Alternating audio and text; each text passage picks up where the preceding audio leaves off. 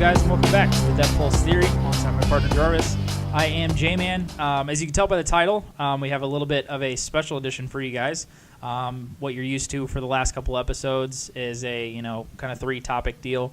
This one we're taking a big chunk topic that we've been wanting to talk about for a long time. For all of our past viewers on the Pro Wrestling Pulse and the IWR show, this is going to be the one for you guys to peek your heads up, because we're going to finally get into a big wrestling discussion and talking about WWE here. We're actually uploading this on, I didn't even tell you this, but I was going to upload this onto our Pro Wrestling Pulse channel as well as the Dead Pulse Theory. So if you guys have not made the transition or whatever and seen that we are fully on board with this concept and this channel on the Dead Pulse Theory, I'm going to put the link to our new channel in the description for all the Pro Wrestling Pulse viewers. And then you guys can go ahead and transition over there, because that's where the majority of our videos are now. So for the time being, if we make some wrestling videos in here and there, we might upload them there just to show you guys what's going on and kind of let you guys be aware of what our new situation is. But yeah, for anybody that's tuning in for the first time, me and Ryan are huge pro wrestling fans, have been for a very, very long time, since we were kids. And this is really our number one passion when it comes to entertainment and that kind of realm of things. So we have a lot to discuss, and we have a lot of knowledge on the topic and a lot of opinions on these topics as well, that any of you that have watched the Pro Wrestling Pulse have seen, or IWR show have seen in the past. But what we wanted to get out of this episode is basically a general discussion of how we have viewed WWE, the biggest pro wrestling company in the world and has been for a very long time, and how we feel like how they're running their company, and how we feel like they're running it in a form that maybe isn't going towards the correct audience as far as wrestling fans go, but is in their eyes what is in our eyes the pandering to the outside viewer that may not be a normal wrestling viewer, right. And pandering to the outside world, to the media, to casual fans and people that really don't know anything about wrestling, to maybe gain viewers by kind of manipulating people, or gain people into checking out their product or extents of their product, whether it be Total Divas or Total Bellas or all that BS, to get eyes on there, but doing it in a very, in our eyes, kind of corrupt way, and a kind of manipulative way to do that. So I'm going to let Ryan go ahead and kick off, Mr. Jarvis. Sorry, I got that wrong. Go ahead and kick off some of these topics. We have a lot of topics that we might touch on. Some things we'll go a little bit more extensive on, but it's kind of just a big thing that we've come across, which I don't know if it's really, like we were discussing, we don't really know if it's really the propaganda of WWE, but it's just a corrupt and the way that they seem like they are just a global machine instead of being a pro wrestling company. They are a business machine that just so happens to be in the professional wrestling business and industry. Yeah, I mean, if you think about it, yeah, they're making money, and that's the fact. The fact of the matter is they're making money, and they continue to make more and more money every year, regardless of if their product is good or bad. They're touching so many different avenues right now with all the Total Bella stuff, with TMZ, yeah, wrestlers speaking out on Twitter, and guys like The Rock and Cena and Batista, like, who are big wrestlers, big names doing a lot of big movies now. So the crossover appeal is there. What I feel like is maybe we just see it now more than we had ever seen it, but it's really, really taken a backseat to the wrestling. Yeah. There's a lot of issues with, in my personal opinion, if you're going to pay the amount of money that we paid for the whole weekend that we did for WrestleMania, you not only do you have to put on a show, but you should be putting on your best matches of the year. I know you have a grand Super Bowl style show to run, but to me that show, the first WrestleMania I've ever been to, so I couldn't compare it to anything. You've been to several, but right.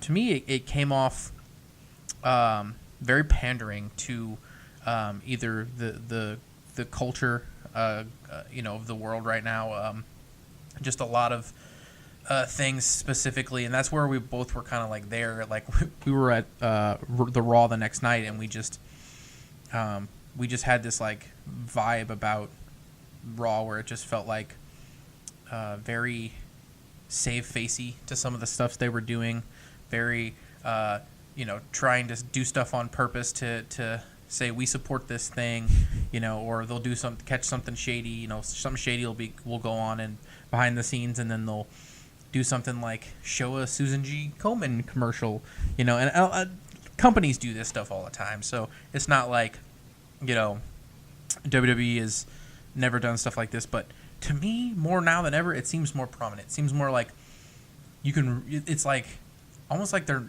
not even hiding it to a degree. No. Or even if they're trying to hide it, it's so hard to hide it because they're doing a poor job of it. Yeah, because people are, especially in the media and a lot of things going on, in specifically in the United States, like people are coming out and saying stuff about things that are happening to them or things that are going on. So it's crazy. But specifically at WrestleMania, the one thing that bugged me a lot was they took Finn Balor, and we talked about this, and they had him represent LGBTQ people, community or whatever.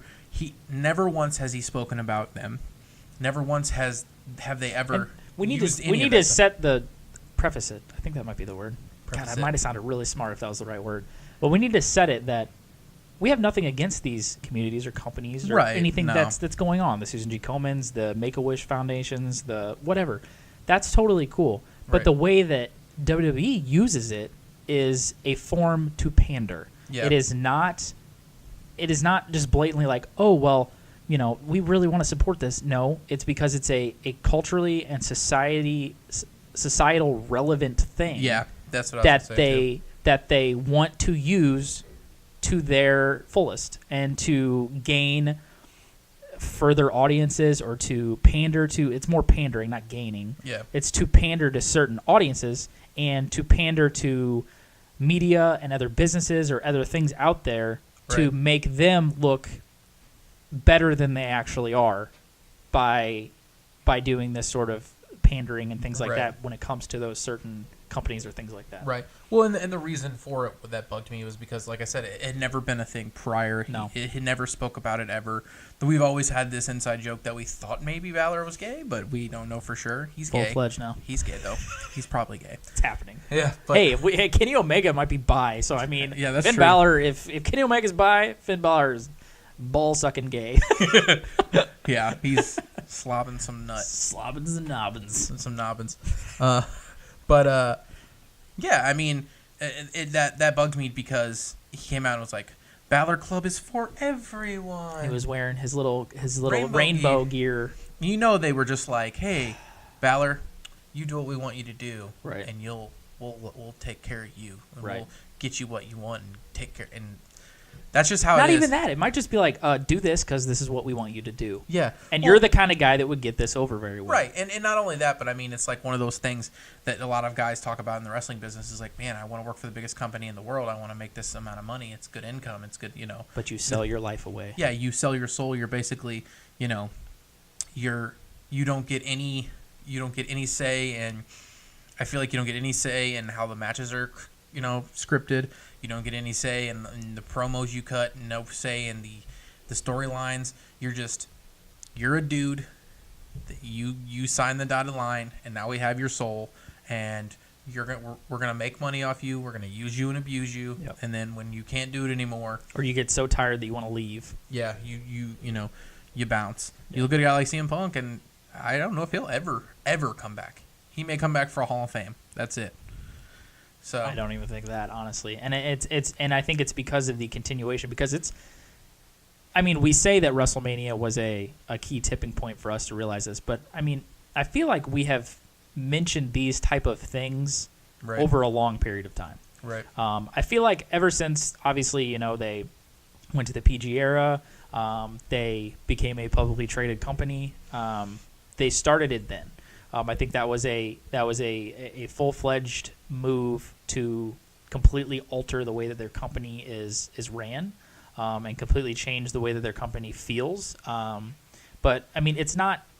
It doesn't even come with just the outside things like a Finn Balor doing that.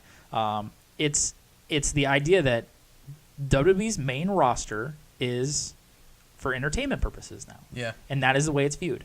That's why, and I could already tell, and the backstage is, well, if you have that, then we'll throw the wrestling fans a bone and we give you NXT. Mm-hmm. That's cool because NXT is amazing and it's as hot as it's ever been. And it's great. We got the opportunity to go to TakeOver New Orleans. It's one of the best WWE shows that I've seen in recent memory and have had the opportunity for all of us to go to. Was amazing. Right. But the amount of talent that you have on this roster, you should not be putting together second-rate WrestleManias. This WrestleMania, with the amount of talent they had, should have been, bar none, one of the best WrestleManias in history. I mean, it makes no sense that you go into a wrestling show and they continue, regardless of the fact that it's a 7-hour show and they put together all this extra BS and this and that. The fact of the case is, it is a wrestling company, and you can do all of your other stuff on the outside. You have, to me, the queen of the propaganda and the queen of the pandering movement, which is Stephanie. Yeah. I just feel like she is the head of it. Whether it be finding something that's culturally relevant to talk about, or saying, and completely backing the women's revolution that was completely her idea and her concept, and this and that, and how she has to go out there and all these history making movements and this and that about how she wanted to do this. They want to have their foot in everything. And they want to have their foot in everything, exactly. So I mean, it's just it's a complete machine ran company now, and we can flooding see the through market. it. Also, it's flooding the See market. through it. It's you have the network now, so there's so much content to watch. There's so many weekly shows to watch for WWE. The pay-per-views are longer. The bigger shows are longer. So it's just like it's going to become a situation of quantity over quality, and that's what I feel like it is now. And that's why the shows like the takeovers, the NXT takeover shows, where they're a little under 3 hours, they have 6 or 5 or whatever matches on them. They hit you where it's hard. They punch you in the face, and then you get what you want, and that's it.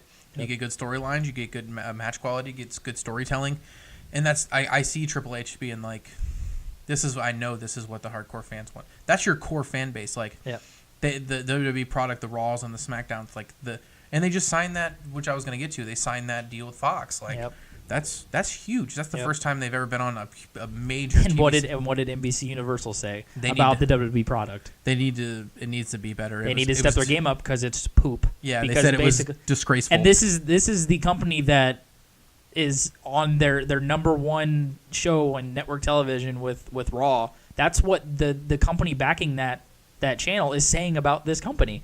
When the organization and the company that provides your television content is saying how terrible your television content is, how can you pander to anybody else but the people that put your asses out to the entire world to see? Right. You know what I mean? Like, I don't know why you want to keep, doing all this little side work to say, like, oh, look how humanitarian the WWE is, or look how, culturally, collected we are with, the social media, the social media and all this other shit that they do. And they want to go all over the world and do all kinds of stuff. We'll get into that, but I have a little list. We'll run down some of this stuff. Some of it's very propaganda-y. Some of it's kind of corrupt-y. Some of it's a little conspiracy theory-ish because there's no proof of any of this stuff. But I kind of feel this way, and I've talked to other people about wrestling stuff about some of the same stuff, and they're just like, I kind of get that same and none vibe. of this stuff is original thought that we just came up with. This is very much things that people have discussed. It is very much a known thing when in the hardcore and the internet based wrestling community. There's a huge wrestling community on the internet, and a lot of hardcore fans are talking about a lot of these things. And we're just going to get our opinions out on some of them. The first one, which is for me, which was one of the things that I saw for a minute, where I just was like, man, this seems a little shady. This seems a little shady, and I feel like they're not pushing this along like I should. Not clearing Daniel Bryan because they didn't want him to be their top guy. So Daniel Bryan went to several different doctors. They told him that he had multiple doctors tell him he could wrestle again. There was only a very small few that said no. And the ones that kept saying, and not only that, the WWE doctors just kept saying no. and he just kept pushing the issue, and he hadn't wrestled for 2 years. Yeah, maybe I get this vibe like maybe the timing was right for him to have this injury. There is definitely a possibility that they told him he couldn't wrestle again because something could really happen to him. But it worked in their favor. Maybe they were like, he could. Well, maybe it worked in their favor of what they wanted to get over. Well, maybe it worked in their favor of what they wanted to try to do, right? Yeah. With Reigns, but right. But I feel like there's this like little bit of maybe not with Vince specifically, but maybe in the company with some of the people, because they were trying to shoot Reigns to the moon. Yeah. And Brian was there, and they didn't want him to be the top guy. They didn't want him to be the hottest commodity. Because what happened, or what was he when he left? He was the hottest thing. Yeah. That was in all of wrestling since probably Stone Cold. Right. Like, the hottest thing that was in all of wrestling.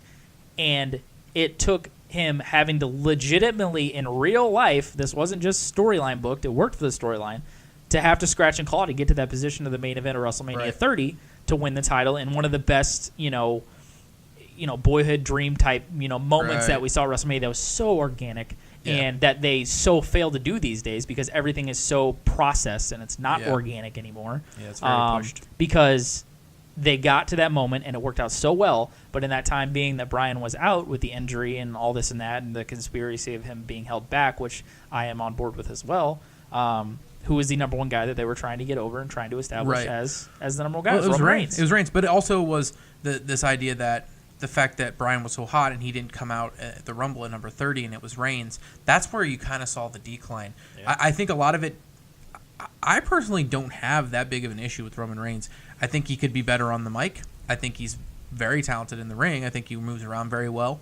I think there's definitely a place for bigger guys like him that move around like that to have matches. I think it was just the wrong timing. Well, and my issue is just I just don't think he is with the attributes he has. What he is not what they believe he is, and he is not in my eyes in that position that he should be in. He is not in my eyes the face of the company because he doesn't have all the tools to be that. Well, you think he's a reverse John Cena? You think maybe he's better in the ring than Cena was at this time, but he's not as good. He doesn't have everything else. Yeah, I can see that. He's not a talker. I can see that. And up until that point, John Cena, when he was being pushed as the face of the company, he didn't have it in ring, but he had the look. Just like Reigns does have the look, obviously. But Reigns, when it comes to it, he could get in there and he could work with guys that are great workers. He's had great matches with numerous amounts of guys.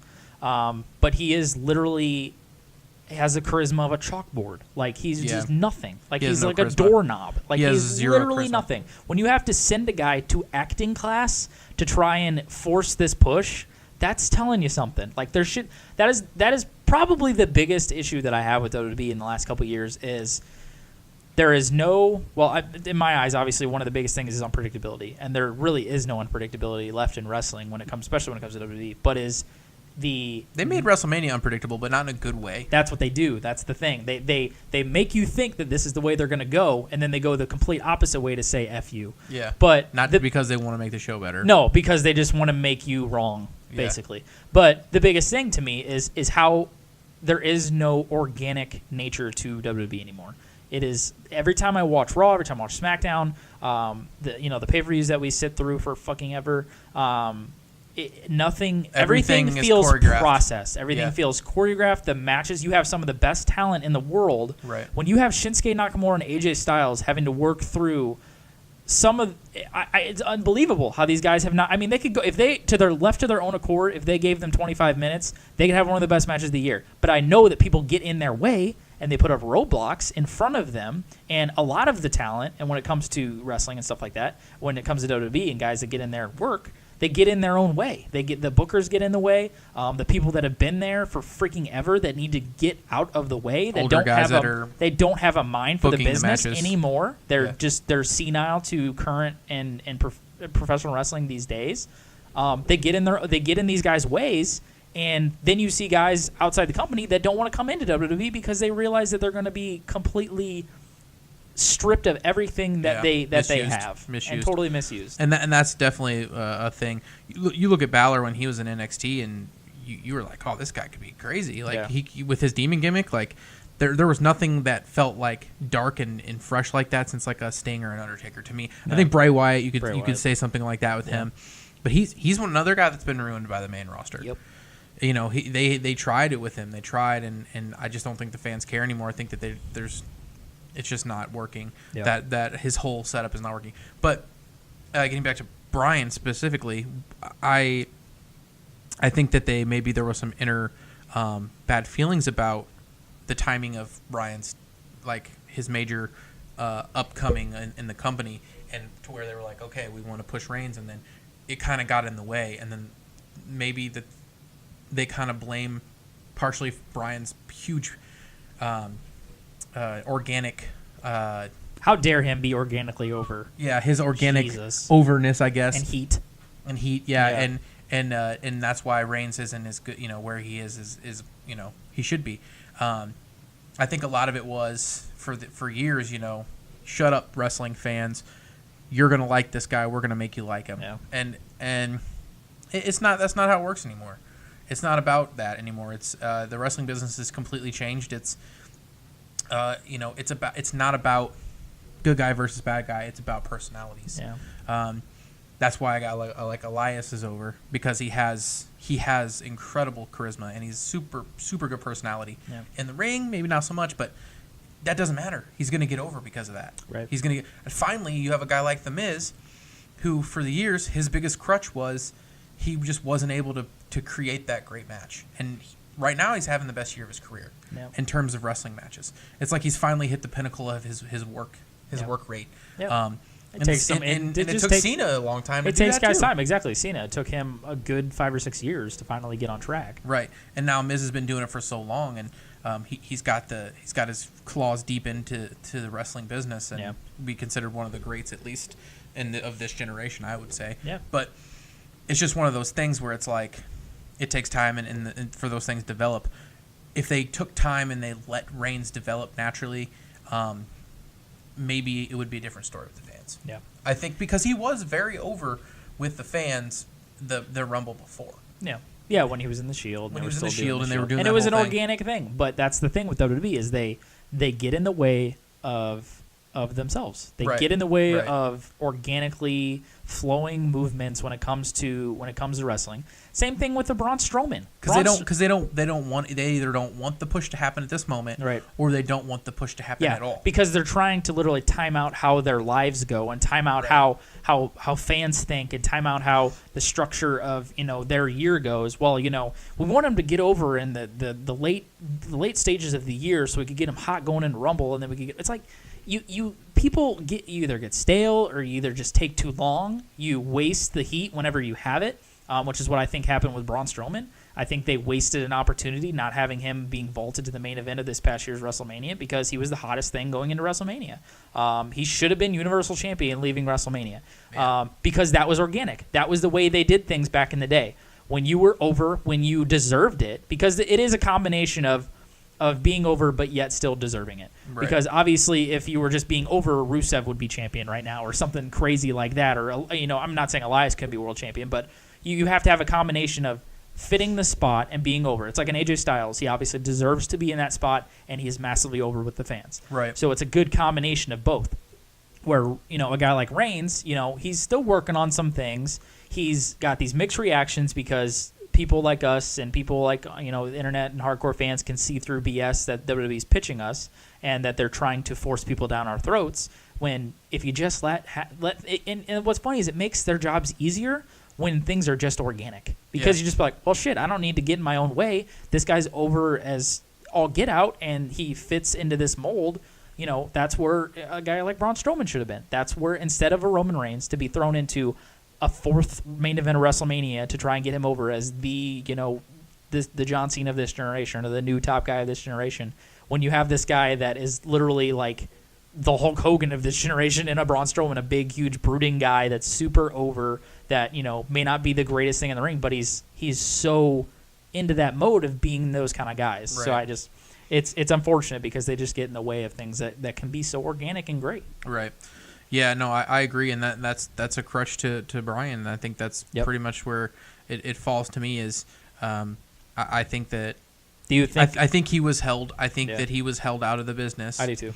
I think that they wanted to keep him around because he was so popular. They did not want him to wrestle. No, and I think he could have wrestled, and I think he knew he could have wrestled, and I think he kept telling people. He kept telling people, "I'm going to leave and I'm going to wrestle somewhere else." Yep. And I've had multiple doctors clear me, and I think WWE was not going to do it because they did not want. They wanted to kill him off. Yeah. They wanted to kill him out of the business, and they didn't want him to get in the way of their plans. They did not want him to get in the way of their plans, and and we could be spewing hot garbage here, but I really truly think that's what happened. I think that he probably could have been back a year before. I think it's a combination of some things, but I do think that it is them and their maniacal minds to be like, listen, this guy wasn't created by us. This guy wasn't organically made by us. Let's slow his roll down a tad, and then we're going to vault somebody else to the moon that we want to put to the moon instead of him. So next I got everything that went down. We'll connect these together because this just goes along kind of together, I guess. The Jinder Mahal push that epically failed. This was a product of them knowing that they were going to go to India, which is the second largest market for wrestling for them. Yeah. So they took a guy that is Indian who's from Canada and they turned him into this. And all of a sudden he looks like he is just massive too. All of a sudden he just looks like just a juggernaut when he comes out. All of a sudden Jinder Mahal looks like he should be a main eventer when he comes out. Then he gets in the ring and you're like, mad roided. What? Yeah. He's take a look at that back knee, bro. Yeah, that back knee. It was funny because they had Triple H talking about Jinder Mahal and he was like, they let him go and he's like, go get in better shape and come back and talk to me. And then he went and took a bunch of roids and he came back. Yep. And he's definitely the muscle goat. I could see Vince being like, bro, get on that juice, get on that jack for a little bit. Bro, we got you. We got that India run coming, bro. We're gonna need that. Yep. We're gonna need that muscle. 3 years from now, we're gonna be in India. We're gonna need you to be. Dude, we got this 2-week run in India, bro. We're gonna set you up 2 weeks before it. WWE Championship, dude. It's going down. Yeah. Muscle goat for life. Right. So this whole idea of trying to make this Jinder Mahal, who was literally a nobody guy that they liked, but he was an NXT guy, and they tried to make something out of him, and they brought it back. And to me, that was just a whole byproduct of them being like, we're going to India. We need a Indian star, and we need to make him a star. We want to throw the belt on him. The same way that Great Khali won the world championship and was massively over when it came to Punjab and India and all those kind of places too. Guy that should have never touched gold in WWE, and he somehow did back then as well, which I think was probably stuff happening back then too when it came to the pandering. And this, they did the setup specifically for that. And then before they went, he lost the belt. Yeah. So, it just was, to me, they knew that this was a failed experiment. Yeah. The gimmick, great. The dudes that he had with him, Samil and the other guy, great. The gimmick itself, great. As soon as he opens his mouth or steps in a ring, he is a literal tree. He is a literal tree. Terrible. And I'm not even sure. He may have the IQ of a field mouse. I'm not trying to be a dick, but I'm trying to be a dick. You might be being nice by even saying that.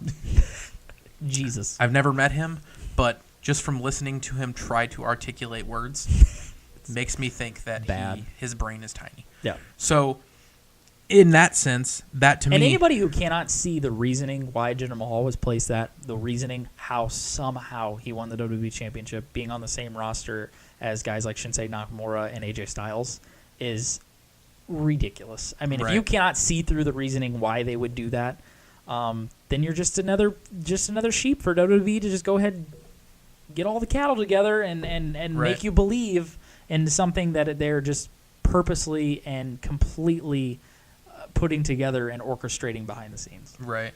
Now this goes into the stuff with Saudi Arabia. Yeah. So Saudi Arabia, the Saudi Arabian prince. Okay, he WWE did what was best for business, and what was best for business was taking a fat payoff to come over here and do a WrestleMania style show for them, where the literal prince asked for Yokozuna and Ultimate Warrior to be a part of the show. In case you don't know, they're dead. Yeah. In case you don't know, they're dead. They also asked for Hulk Hogan. Apparently, they don't know the legal backstory behind that problem. Right. So they wanted to make a big show over there, and And great, more power to them.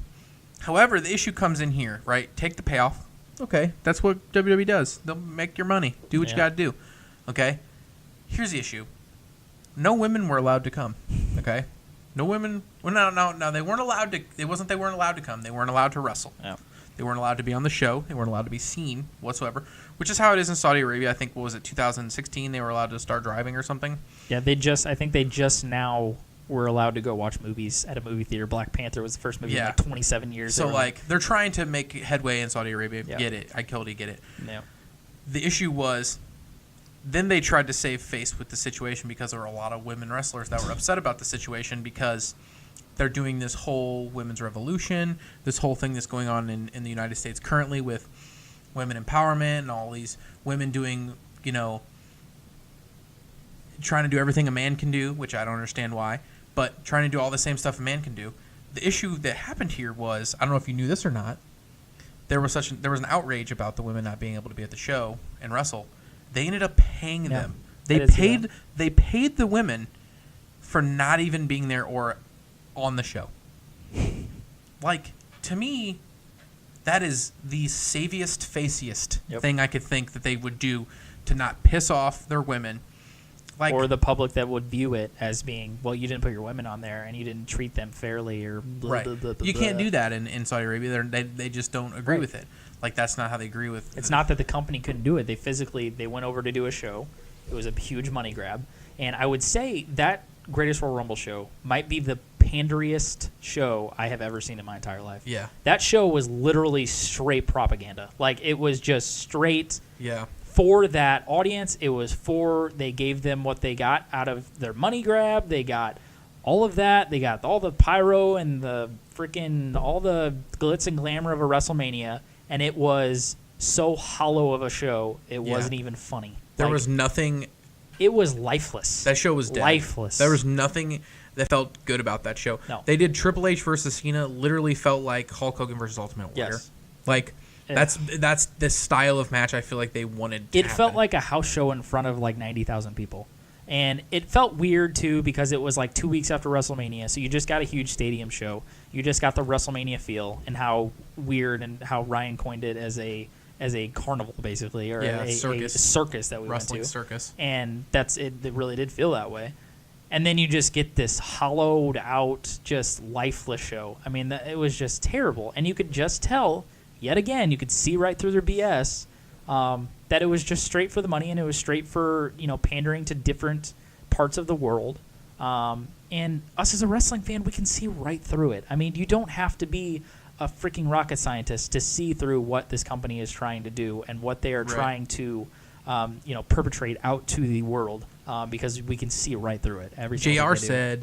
JR said that he didn't think that WWE should have paid their women for not being on the show. JR still alive? He looked like he was dead at that show. Yeah, he actually did look like he was dead. He looked like he was dead. So did King. Yeah, they both looked like they literally took Ambien before they came.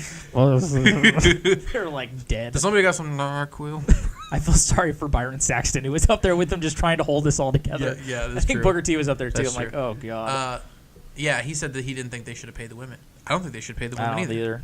What did they do? What did they do? Yeah, it's just for them to save face, right? So that they could literally just hand them money because. And again, this is nothing against the women. Right. It's against the company having to pander to people that are going to view from the outside, and they're going to bitch about it, right? Because that's how society is these days. We're in an outrage culture. Exactly. We literally live in an outrage culture. They find a little thing to nitpick, and they're going to be like, "Why did you do that? That's not fair.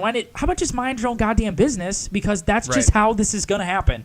We can't have women over there." That's their religious and cultural ideas. They cannot do that. Right. Why are they getting paid to sit on their ass? Like, did Sami Zayn get paid to not be there because it was against his religious beliefs? I don't know that. That's interesting because it was against what he thought. Why didn't you pay him? But you pay the women for not doing shit at that show. It's interesting. I don't know. That's true. So then, are we good with that? We're good with that. We're good with that because I feel like we're not, but we are. We're good with talking about it because I feel we're done talking about that. It'll be an outrage. We will be outraged. Outrageous. Are we kind of being contradictory by outraging about the things that are happening with WWE? Outraging? No, I just feel like we're bringing it to the attention and giving our opinions on the matter. Yeah. I agree. Yeah, I do too. So, next, want to talk about the social media use and how they force their talent to put out social media posts. Yeah, I feel like they use their talent to put over how the company feels about things. Yep. Because I don't know for a fact, actually. I don't know these people specifically. But some of the things that some of these people say on Twitter or wherever online, I feel like it's just, hey, we need you to say this. For us specifically. It's out, and it is known. It is knowledge. It is straight fact that they do this. Former WWE stars have talked about how they make them get social media accounts, and they use it to their manipulation to try and get over and to try to use their talent star power to get over an idea of a certain matter or a certain thing going on in society. There was a big thing that I sent to Jarvis about.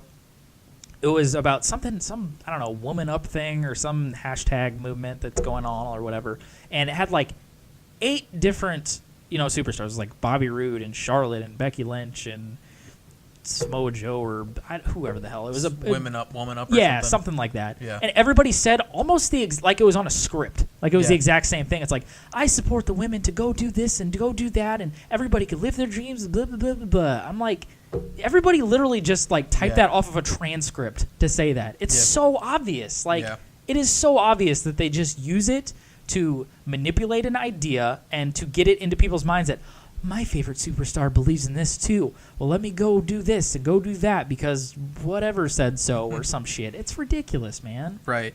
No, I agree. That to me, that the manipulation of social media to pander to ideas that they want to use. Yes. So use superstars to pander to ideas they want is ridiculous. Now, I was also going to say, I've seen a lot of stuff recently about WWE purposefully releasing like ideas for things that they want to do, or just how they're going to book shows and stuff on purpose, and then them being wrong just to mess with people or fuck with the people on the internet. I mean, if you want to do that, I mean, if you want to put that information out there, or you want to give somebody within the company some fake information just to put on the internet so you can get people talking about things, whatever. But to me, that seems a little manipulating. And they do that just because they don't want the fans to know what's going to happen. It goes back to what we were talking. I mean, a lot of this ties to this past year's WrestleMania because we were talking about it before. How does a match like AJ Styles and Shinsuke Nakamura, obviously not just blow the freaking roof off, but you have a match that it's kind of on the borderline of being like, this could either be really cool or it could be straight trash, with that mixed tag match with Rousey and Angle against Tripp and Steph. And that ends up being one of the best matches on the show. And Charlotte and Asuka have another great match on the show. And what is the speculation going forward that next year's WrestleMania main event could possibly be? Something with women and something with Charlotte and Ronda Rousey. It's a possible idea, and I think that's it's really likely that could end up being the main event, women's match that they've been wanting. That's what I talked to you about. Was I feel like maybe they told Nakamura and AJ, all right, don't go out there and have a good match. Don't go have a good match. It sounds crazy, but you never know. With this company these days, nothing would surprise me. We need Rousey to come out of the show looking super strong. We need Charlotte to beat Asuka because that's a big deal. Yep. We need this match to not be good. Go out here and not have a good match because that's literally what happened. Because if you doubt, but they haven't had a couple good matches. Go watch the Wrestle Kingdom match. goddammit. They could literally go out there in their sleep and probably have great matches. But like I said, WWE and the machine puts up roadblocks in your way, whether it be booking or whether it be people behind the scenes that are totally clueless and out of date and out of touch with modern day wrestling that get in the way. We saw a thing. What was it that just booking the show in particular, like exactly putting the matches, booking the show to be 7 goddamn hours long and killing off your crowd and killing off your audience, putting matches in certain places to where they they know the crowd's going to be dead for or give up on. That's a huge issue. Is the booking of the actual cards. The matches themselves, all the matches are, and I don't say the same person should book every match. That would take way too long. No. Some of these old guys need to step aside and let the Tyson Kids of the world start booking some matches because that's what people want to see. people want to see those kind of matches. And yeah, we got the NXTs and we got the 205 Lives, but like, you got all these old guys that until Vince dies and Triple H takes over everything, we need something in the meantime for people that can take over and be a part of it. Because if you looked at the people that there was like a supposedly released, whether it's real or not, like producer sheet of who produced like matches for a previous Backlash show, and it was like the oldest, staliest people were in control of the shittiest matches on that show. And the young people that had a clue on what's modern wrestling is, somebody like a Tyson Kidd who was in, who I believe produced the Rollins and Miz match, which was the best match on that show by far, are the people that have in touch and are connected to what's going on in current wrestling. Yeah, that's crazy. Like, they just have these old guys that were booking matches in, like, the 80s still booking matches or being a part of them. Like, to me, that... They need to step aside. Yeah. They need to step aside and just let somebody else do that stuff because you're gonna lose your core fan base. And I'll tell you right now, like, this is the only, like, I watch this company more than I watch WWE. Yep, I do too. I watch, and it was never like that. Nope. It never used to be like that. And now I'm watching, if not their whole show, like every show that they have. Because we're hardcore wrestling fans. Yeah. We want to see great quality wrestling. We appreciate the fact, and that's the thing is like, WWE isn't even providing great storylines. There is no storylines or good characters for that anything. Most like of the they don't have anything. Literally every show is the exact same. You could literally book their routes to every pay-per-view. It's like the same thing. It's like, oh, these guys are having a match. Well, we're gonna put them with these two guys and have a tag match. It's just like, oh my god, it's just there's no organic, like, cool, interesting things happening at all. New Japan may not do the like craziest angles and stuff like that. They have some cool stuff, but they're going to provide the best when it comes to, at the end of the day, it's professional wrestling, and that's what they do. Right. Yep, I agree with that. Yep.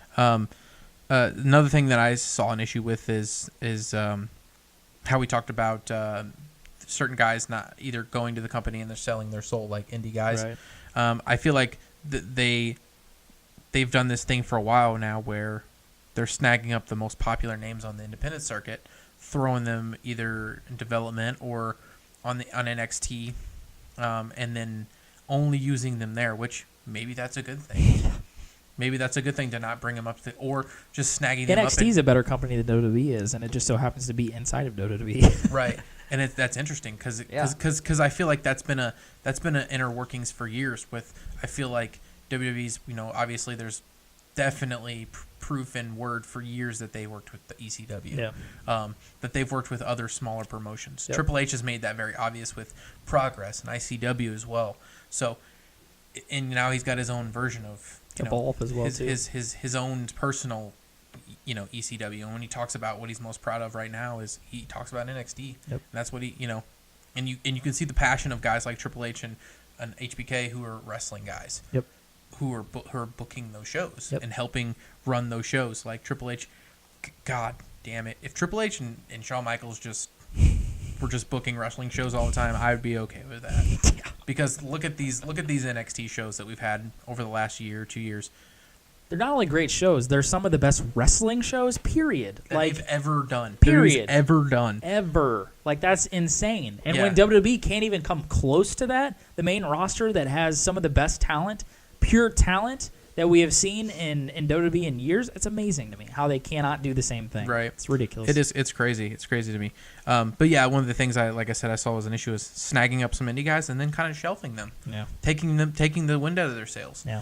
Taking a popular guy and then just putting them in. Now, see, I think some things could actually work out in that aspect. Oh, they could work out. Because look at a guy like Drew McIntyre. Yeah. You look at a guy that was let go. Mm-hmm. He kind of found his way, and found his niche and what he eventually evolved into. Right. And now in our eyes is one of the biggest as far as prospects to be the guy in that company that we look at. A guy like Drew McIntyre who has worked his ass off and he just has it. And when you look at a guy like that, he has it. A guy like Cody Rhodes, who's like, if he ever comes back to WWE, he's going to be vaulted to another kind of level. Right. But I think that what we're talking about really is guys like, guys that are kind of like just stashed in NXT. You look at guys like, for the longest time, Hero, yeah, Chris Hero, who's obviously amazing, but obviously he's on the tail end of his career for sure. Yeah. Well, they talked about Joe also Joe possibly never even making his main roster. Yeah, and there was a lot of talk. he did end up making it, Yeah. but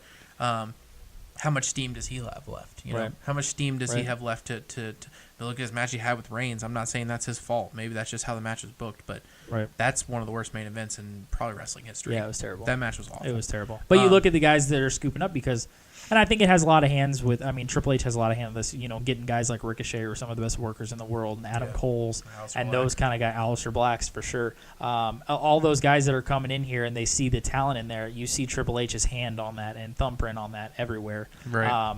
Thumbprint, I guess fingerprints, just their thumbprints on it. You see it, you see him all over that, being as far as like, hey, you know, we can't rely on some of these guys forever. You know, we need to start establishing the future, but it's just, it just has to be a coin that some of these guys in the indies have to flip and be like, do I want to potentially sell my wrestling soul to this company, to be in the biggest wrestling company that there possibly, or you know, that there ever has been, but lose some of who I am. Yeah. Because a lot of these guys, you know, that have come up, you know, are not they're shells of their former selves. Mm-hmm. They're not, you know, anywhere near where they you know were previously, and it scares me because there are people that we love, you know, in this company and in NXT and that have come through NXT and stuff like that have just become shells of their former selves. Look at a guy like Kevin Owens. Like, he's just a shell of his former self. If you threw that guy onto any other company right now, he would be back to being the same kind of way he was. But it's just the way that they book these guys. Kevin Owens to me is the product of a guy that I feel like loved wrestling so much. He was the Attitude Era was such an influence on him as a wrestling fan that he loved it so much that he wanted to be a wrestler. He was just a little chubby kid from Canada that wanted to wrestle and he wanted to act like these guys. Yeah. And then he got the opportunity on the Indies and in Ring of Honor, and then he, you know, stepped up into the new world of wrestling in WWE, and he just realized, this is not what I had hoped it probably was. Yep. Like, kind of swallowed him alive. He kind of swallowed, and you know, you also look at a guy like Sami Zayn who literally is willing to do anything so he can be on TV. Yeah. He's like, and there are some guys that are on there. They used, you know, the guys that end up getting rid of, or you know, guys like Damian Sandow, who literally would do any gimmick ever, just to get on television and to be on television. You look at some of these guys that don't deserve any television time, but will do anything that the company wants them to do. And there are just guys that won't do that. You know, you look at guys in New Japan, the Bucks and Omega. Punk said "F you" to that. Like a lot of these guys that are just pure, you know, they're in it for 100% wrestling because they love professional wrestling. They're not going to go in there and sell their soul. Some of these guys will go, hey, it's good money. I'm in the biggest pro wrestling company that there ever will be. I don't care if I go out there and make an ass of myself and completely, you know, destroy my entire career over something so stupid that they want me to do. And some of these guys just will not do it because they won't sell their soul, and that's what it feels like. Look at Apollo Crews. Crews. Apollo Crews is one of those guys that's like had so much potential and talent. If they would have groomed him, kept him in NXT longer, found some kind of gimmick for him, found something for him, and now he's just floating around like the lower opening card with Titus O'Neil. He's a part of the show. He's a talented guy. I mean, I guess he's still young. He put that much like wear and tear on his body, and he's just there. Yeah, like he's just there, man. Another guy that we forgot to mention, or I guess another couple guys that we forgot to mention, along with the guys that said they were just enough taking BS, is Austin Aries and Neville. Yeah. Guys that just got sick and tired of just being underutilized, wasted. Austin Aries said it himself. We talked to the mofo live at WrestleCon this past year. I've seen in previous interviews him talking about he was up to do anything. He would commentate. He would manage. He didn't care. Like, he would do anything to be a part of the company. And they're like, nah, whatever. I'm just like, this guy has talent out the ass. And they're just like, no, we don't have plans for you right now. And because they have their own orchestrated plans, and they think they know what's best for everything. And they just need to get their head out of their own ass and realize that, you know what, we just need to let things happen and just see what happens with it instead of trying to force everything so much. They need to cut their roster in half. Oh, God, yeah. They need to cut 50% of the guys, and they need to have the thing. They need to have the most important things possible. You know what I mean? Like, this is like a maybe a terrible metaphor for it, but like for the longest time, I would have playlists on Spotify that would have 400 or 500 songs on, and I just would like hit shuffle, and I would like start skipping through everything. 75% of the songs I didn't want to listen to. Right. Finally, I just condensed it down to like the 100 songs that were on the list that I really wanted to hear. Yep. Like that kind of has to happen in WWE. They really should just instead of, if they're going to snag up all these guys and they want to make NXT a living, breathing wrestling company, I get it. But here's the thing: there's a structure in which they've been doing things. They run through the whole year. After WrestleMania, they either get rid of some guys that aren't doing anything, then they bring up 4 or 5 guys from NXT. Then you're just flooding the main roster with guys that are already there not doing anything, and then you're going to put more guys on the roster that we either think we might have something for them, we don't know. We'll put them on there. I mean, it just keeps happening. Bobby Roode, he's another guy. Baron Corbin, happened to him. Yeah. Just when things don't work, just cut it. Just cut it. Stop. Pat Dillinger had a hot gimmick. He came in. He's doing nothing. Right. Losing I mean, to Nakamura. it's. I use this analogy when we were at WrestleMania, and after we left WrestleMania, when we were talking about it, is when it comes to it, your Super Bowl of wrestling, WrestleMania, needs to be like a Super Bowl football roster. You don't have your trash people out there on the field. You have the best people on the field. You have your 1A quarterback, your 1A running back, everybody that is healthy and is able to be out there. That's who's out there. And the people that don't deserve to play in the game, they don't play in the game. They just don't because you don't deserve that spot. Yep. You are not as good. You are not as deserving. You do not have what it takes to make this part of the team. And there are spots for that. That's what's called the pre-show.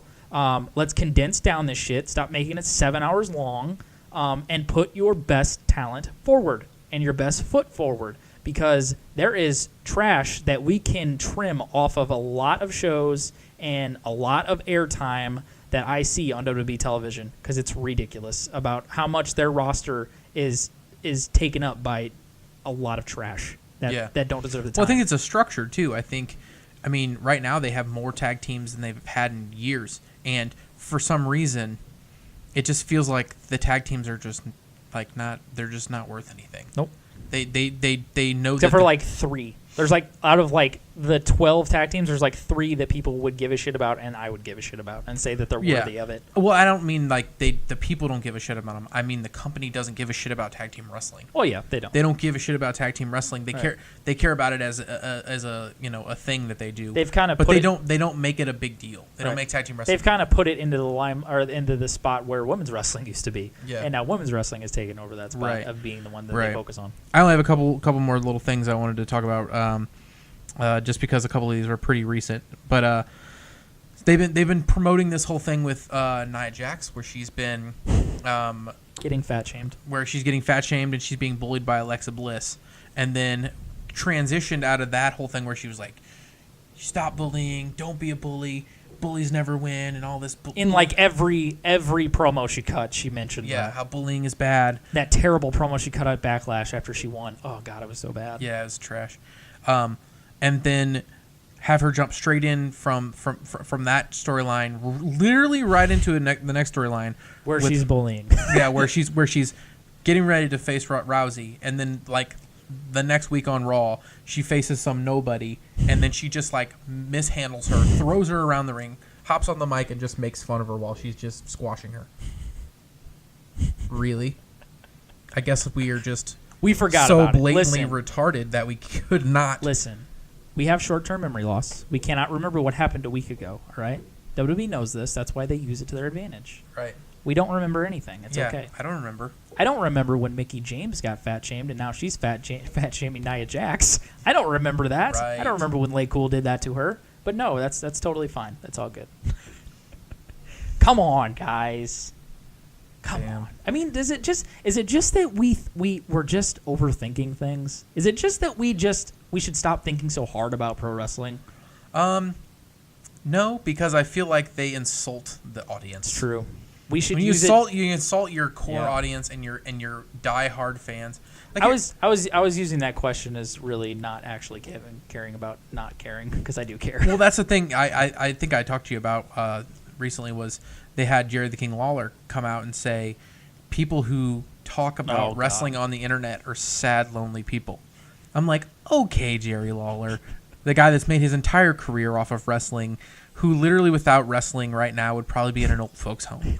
Or Like- a trailer park. Or a trailer park somewhere. Like, Actually, he'd probably be dead because, we didn't care when you had that heart attack, and we didn't probably have a bunch of people send you messages and send you, letters Those and were get core well fans things. that will- Yeah, those pieces of shit that are just losers. that just watched you for years. Yeah. Supported your life and your career. Yep, they're a bunch of pieces of shit, aren't they? Yeah. God. He didn't say pieces of shit. He just said that they were Whatever. sad, lonely people. You know what? And they don't have nothing better to do than analyze everything about wrestling. Like, I get it. Like, I totally get it. And it's frustrating. But the same goes for anybody. If you're a huge fan of NASCAR, you're going to always talk about NASCAR. Right. If you're a huge fan of baseball, you're always going to talk about baseball. Anything. Movies. Makeup. Girls talk about makeup. Like, it's the Olympics or some shit sometimes. Like, Yep. that's just how people are. There's fandoms for everything, and that's just the way things are. And Yep. To me, I think that's a little ridiculous to say that about your own audience, in my opinion. Yeah. And then the final thing I want to talk about was, I know you've noticed it. I've noticed it. A lot of the products that the WWE has been releasing to their fans have been very generic. They come off like a Walmart like you literally like someone like a Walmart T-shirt for $7. or like the Titantrons, like the names that pop on the Titantrons. They don't even have videos of like them like working and like how they used to have old school like badass video packages and stuff like the that. songs are They're just, literally just like when Roman Reigns comes out, it just says Roman Empire with like flames and shit, like he's like some Game of Thrones character or some shit, and then like I was actually gonna so say I think generic-y. Reigns actually has one of the best Titantrons. it's still and generic though. It is generic, but it's way better than like 90% of the roster. Bobby Roode's is the most generic thing I've ever seen in my life. I don't even know what it is. What is it? Like it's just Bobby Roode and it's just blue. It is. They do just do words. Yeah, it's just Word.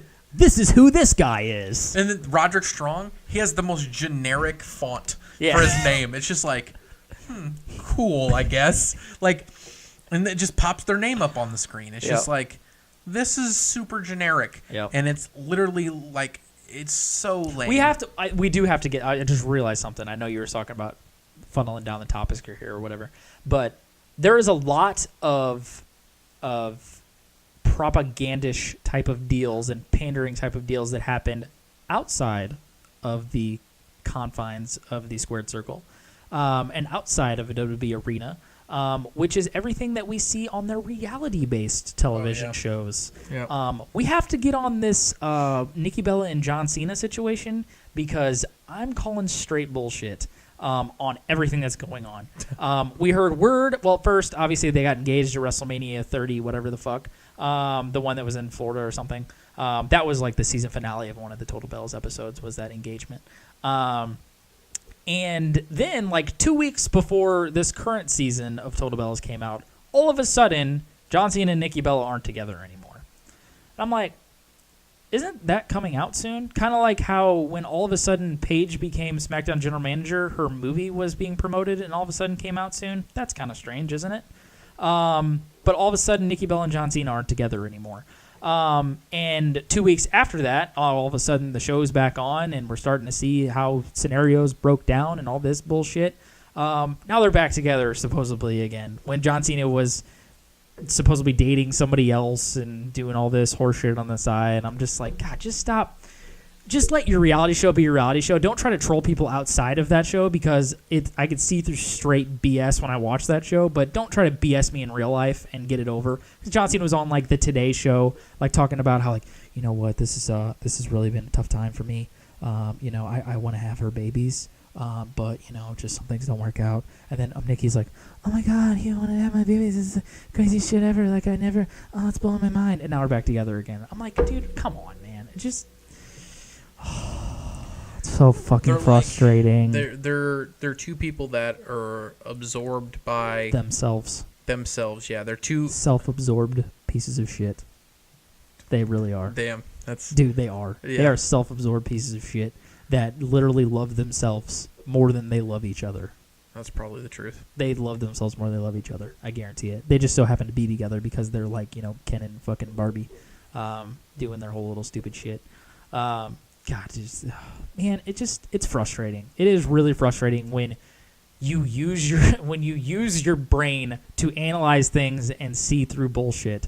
And when it so happens to be the company and a form of entertainment and pro wrestling that we love so much, Right. and that we have dedicated so much of our lives to because we love it so much and have watched so much of, to see them fumble just around with so much talent on this roster and not put on the best product possible because they have to serve their agendas. Yeah. It's really frustrating. Yeah, I agree. I don't know what we're going to title this. I don't know if it'll be the WWE propaganda machine or the WWE agenda. I don't know. The corruption of World Wrestling Entertainment. I don't know. The Corruption Corporation. Yeah, I don't Something. know. I don't know, but it's very prevalent. It's very obvious to me Same. that there's just a lot of stuff going on that at the end of the day, it is definitely a show, and they got to do what they got to do, and I think it all comes down to the almighty dollar, and it's the thing about WWE is it goes with the times, man. It's like South Park. Yep. So I mean, when it's hot, it's hot like the '90s when the craziness is going on. Now you got all this outrage and social media and women empowerment stuff going on in the real world, and all this reality show stuff going on, and they're trying to use it to their trying advantage. to absorb all of that into the company.